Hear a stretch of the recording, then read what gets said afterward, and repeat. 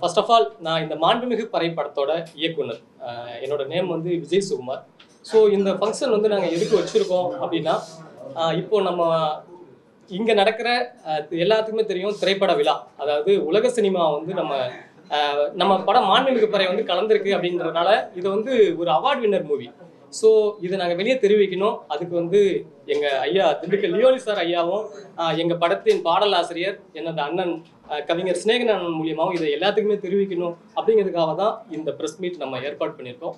So இது என்ன மாதிரி அவார்டு எப்படி கலந்துக்குச்சு அப்படின்றத ஒரே வார்த்தையில் சொல்லிட்டு சார் அடுத்து பேசுவாங்க. ஸோ இப்போ வந்து பார்த்தீங்கன்னா ஃப்ரான்ஸில் நடக்கக்கூடிய கேன்ஸ் ஃபிலிம் ஃபெஸ்டிவல் அங்கே வந்து பார்த்தீங்கன்னா இப்போ நடந்த விழாவில், அதாவது பார்த்தீங்கன்னா remember the future world film festival in Cannes, அங்கே வந்து பார்த்தீங்கன்னா சிறந்த சமூக நீதிக்கான திரைப்படம் அப்படின்ற அங்கீகாரம் வந்து இந்த மாண்புமிகு திரைப்படத்துக்கு கிடைச்சிருக்கு. ஸோ அது வந்து சார் மூலியமா இந்த அவார்டை உங்களுக்கு காட்டணும் அப்படிங்கிறது எங்கள் படக்குழு மூலியமா நாங்கள் கேட்டுக்கிறோம். ஸோ அதை சார் இப்போ ஃபர்ஸ்ட் உங்களுக்கு காட்டுவார்.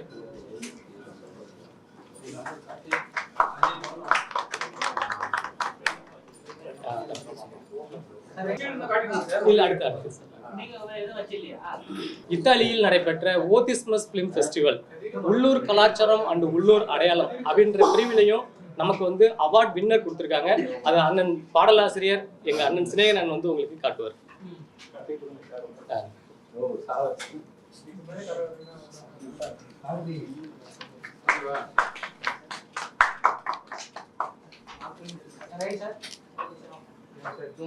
சென்னையில் பார்த்தீங்கன்னா கம்மிங் 18th வந்து சென்னை ஃபிலிம் ஃபெஸ்டிவல் நடக்குது பார்த்தீங்களா, அங்கே வந்து நம்மளோட படம் வந்து செலக்ட் ஆகிருக்கு. இது வந்து CIFFன்னு சொல்லுவாங்க. ஸோ இங்கே 2 படம் செலக்ட் ஆகிருக்கு தமிழ்லேருந்து. ஒன்று வந்து பைசன், இன்னொன்று நம்ம படம் மாண்புமிகு பறை. ஸோ கம்மிங் 18th வந்து நம்ம சத்யம் தேட்டரில் இந்த படம் வந்து டெலிகாஸ்ட் ஆகுது. ஸோ இதையும் உங்களுக்கு நாங்கள் பெருமையாக சொல்லிக்கிறோம். உலக நாடுகளில் இருந்து நிறைய படங்கள் போயிருக்கு, நிறைய கண்ட்ரியிலேருந்து வந்த படங்களும் எல்லாரும் பார்த்துருக்காங்க. எல்லாருமே ஒரே ஒரு வார்த்தை சொன்னதுதான், பறை இசைக்குன்னு ஃபர்ஸ்ட் படம் முழுக்க எடுத்த திரைப்படம் மாண்புமிகு பறை. உள்ளூர்ல அங்கீகரிக்கலனாலும் உலக நாடுகள் அங்கீகரிச்சிருக்கு அப்படின்ற சாட்சிக்கு தான் இந்த 2 அவார்டும் கிடைச்சிருக்கு. இது நம்மளோட பாரம்பரிய இசை. ஸோ அதுக்கு நாங்கள் பெருமைப்படுத்தணுன்ற விதமாக தான் இந்த ப்ரெஸ் மீட்டை நாங்கள் ஏற்பாடு பண்ணியிருக்கோம். அதுக்கு வந்திருக்க சார் ஐயா லியோனி சார் அவர்கள் வந்து ஃபர்ஸ்ட் பேசுவார். மாண்புமிகு பறை திரைப்படம் இந்த கமிங் December 12th வந்து ரிலீஸ் ஆகிருக்கு. அந்த சமயத்தில் எங்களுக்கு வந்து இந்த அவார்டு வந்து வின்னர் கிடைச்சிருக்குது. எங்களுக்கு ரொம்ப சந்தோஷமாக இருக்குது. அதை நாங்கள் சார் மூலம் உங்களுக்கு தெரியப்படுத்துனதில் எங்களுக்கு இன்னும் ரொம்ப மகிழ்ச்சியாக இருக்குது. அண்ட் இதுக்காக நிறைய கஷ்டங்கள் எல்லா படத்துலையும் கஷ்டப்பட்டிருக்காங்க தான், நாங்களும் கொஞ்சம் பட்டிருக்கோம்.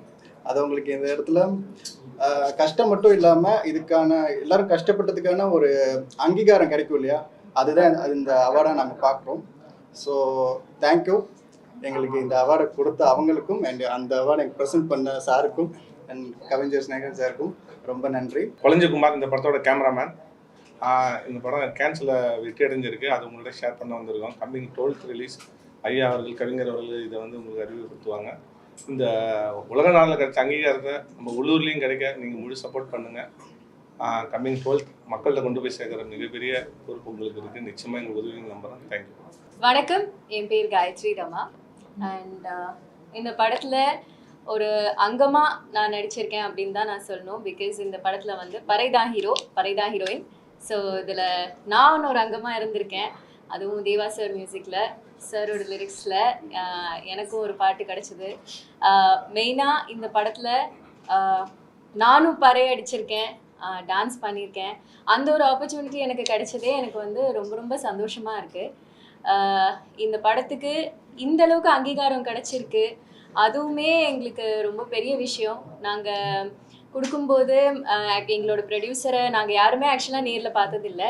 எங்கள் ப்ரொடியூசர் மேம் அண்ட் சார் ஃப்ரான்ஸ்லேயே உட்காந்து இது எல்லாத்தையும் பிளான் பண்ணி அவங்க ஸ்கிரிப்ட் எழுதும்போதே அவங்க ரொம்ப என்ன சொல்கிறது ஷுவராக இருந்தாங்க தட் இது கண்டிப்பாக கேன்ஸ் போகும், கண்டிப்பாக வின் பண்ணும், நீங்கள் வேணால் பாருங்கள் அப்படின்னு. அப்போ கூட நாங்கள் என்ன யோசித்தோம், கேன்ஸுக்கெல்லாம் ஐஸ்வர்யா ராய் படம் அந்த மாதிரி தான் போகும், நம்ம படத்தை வந்து அவங்க எப்படி ஏற்றுப்பாங்களா இல்லையா ஒன்றும் தெரியல.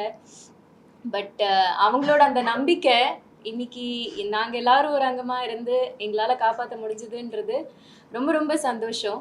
ஸோ அவ்வளோ பெரிய ஒரு அரங்கத்துலேருந்து வர இந்த படத்துக்கு நம்ம கண்டிப்பாக அந்த அங்கீகாரம் இந்த தமிழ் ஆடியன்ஸும் எங்களுக்கு கொடுப்பாங்க அப்படின்னு நம்புகிறோம்.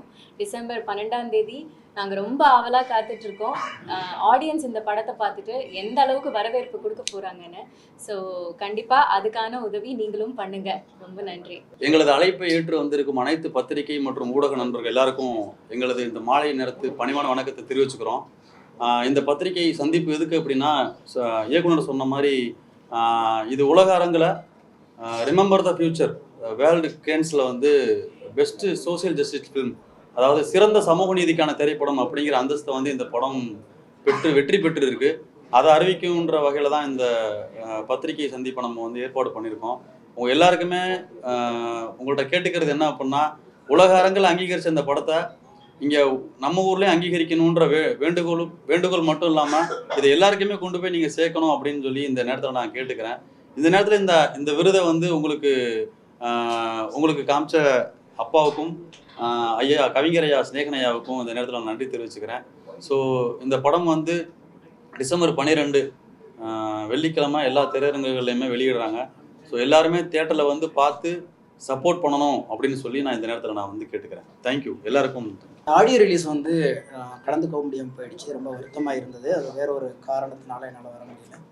ஆனால் அந்த ஆடியோ ரிலீஸில் வந்து இந்த பறையை பற்றியும் இந்த படத்தை பற்றியும் நிறைய பேர் பேசினதை கொண்டு போய் நீங்கள் எல்லா மக்கள்கிட்ட கொண்டு போய் சேர்த்துருக்கீங்க. அதே மாதிரி தான் இந்த விருது பெற்ற இந்த ஒரு சின்ன படம் இது என்ன சொல்லப்போனால் ரொம்ப பொருளாதாரத்துலேயும் சரி, ஆர்டிஸ்டும் சரி, டெக்னீஷியனும் சரி, எளியவர்களாக சேர்ந்து வலிய ஒரு கருத்தை வந்து முன்னிறுத்தி பண்ண இந்த விருது பெற்றதையும் நீங்கள் எல்லோருக்கிட்டையும் கொண்டு போய் சேர்க்கணுங்கிறதுக்காகத்தான் உங்களை அழைச்சோம்.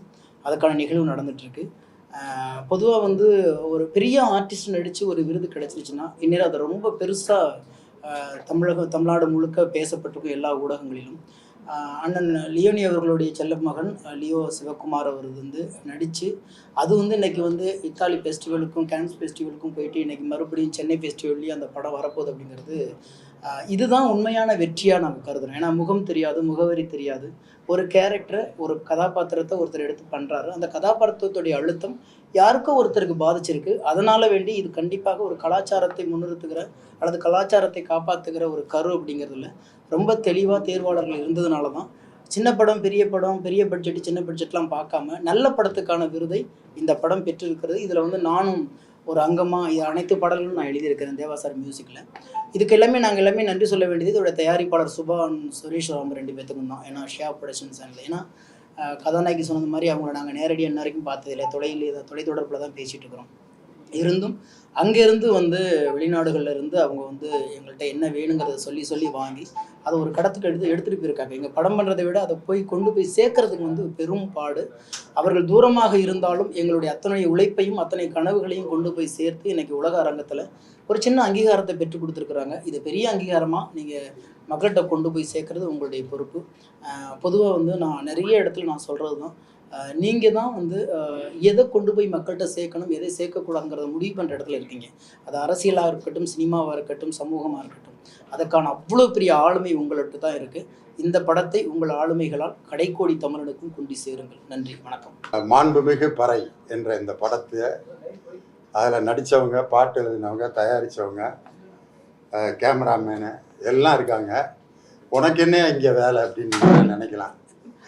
இதில் வந்து இந்த ஒரு படம் வந்து சிறிய தயாரிப்பு, எளியவர்களாக சேர்ந்து தயாரித்த ஒரு படம் வந்து அகில உலகத்தில் வந்து 2 முக்கியமான விருதுகளை வாங்கியிருக்கிறது ஒரு பெரிய சிறப்பு. ஒரு பெரிய பாட்டு போட்டி நடக்கும். பெரிய காரில், ஏசி காரில் இருந்து சுடுதண்ணியோட 2 வேலையாட்களோடு வந்து பெரிய பந்தா பண்ணி பாடுவாங்க ஒரு 10 பேர். ஆனால் ஒரு சாதாரண சைக்கிளில் வந்து ஒரு அப்பா இறக்கி விடுவார் ஒரு பையனை. அவன் ஒரு பாட்டு பாடி அந்த பாட்டு போட்டியில் ப்ரைஸ் வாங்கிட்டு போயிடுவான். எப்படி அந்த பையன் வாங்கினான் அப்படின்ட்டு அதுக்கப்புறம் தான் அவனுடைய திறமை எல்லாரும் அங்கீகரிப்பாங்க. அதே மாதிரி தான் இந்த மாண்புமிகு பறைங்கிற படம் வந்து அது ஷூட்டிங் நடக்கிறப்பையோ அல்லது ஒரு பெரிய எதிர்பார்ப்பை இது வரைக்கும் கிரியேட் பண்ணவே இல்லை.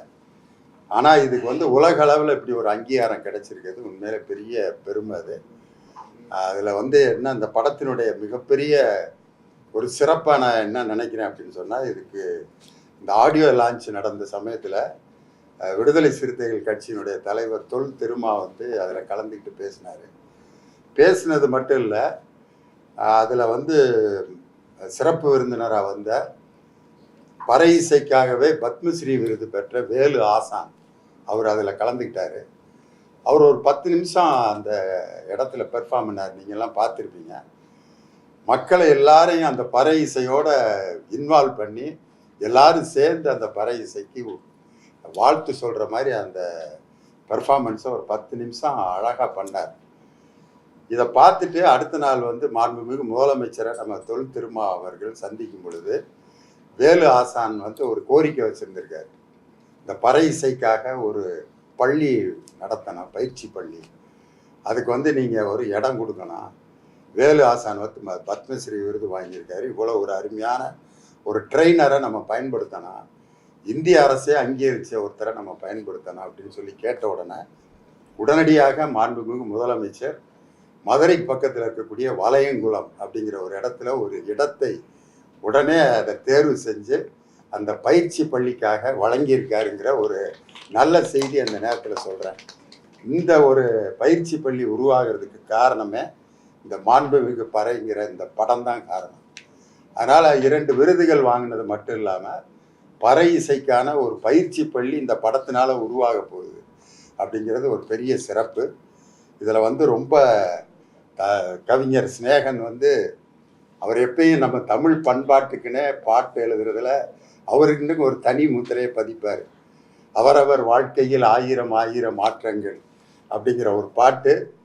இன்னைக்கு அதை பயன்படுத்தாத மேடை பேச்சாளர்கள் யாருமே இருக்க முடியாது. ஒரு கூட்டு குடும்பத்துக்கு கவிஞர் சிநேகன் எழுதின பாட்டு வந்து ஒரு பெரிய தேசிய கீதமாக இன்னைக்கு இருக்கு. அந்த அளவுக்கு அவர் எழுதியிருக்காரு ஒரு பாட்டு இந்த படத்தில். ஆதிசிவன் அடித்த பறையடா அப்படின்னு அந்த முதல் வரியே ரொம்ப அழகாக, அந்த தொடக்கமே ரொம்ப பிரில்லியண்ட்டாக தொடங்கியிருக்கு. அதில் தேனிசை தென்ற தேவா மியூசிக் போட்டிருக்கிறது வந்து இன்னும் ஒரு பெரிய சிறப்பு இந்த படத்துக்கு.